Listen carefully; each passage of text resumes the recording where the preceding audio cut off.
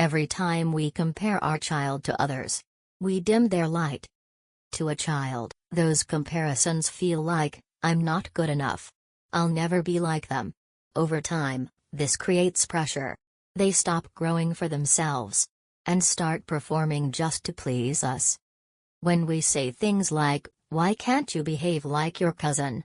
or "Look at her, she always listens," we don't realize the damage we're doing. What if we said instead, "I believe in your pace," or "Let's figure this out together"? Every child is different. Every child blooms in their own time. Comparison blocks that light. So let's raise confident, emotionally strong kids. Not by comparing them, but by seeing them, hearing them, and helping them grow in their own way. You've got this. And you're not alone. Follow @ParentingMatter for more conscious parenting support.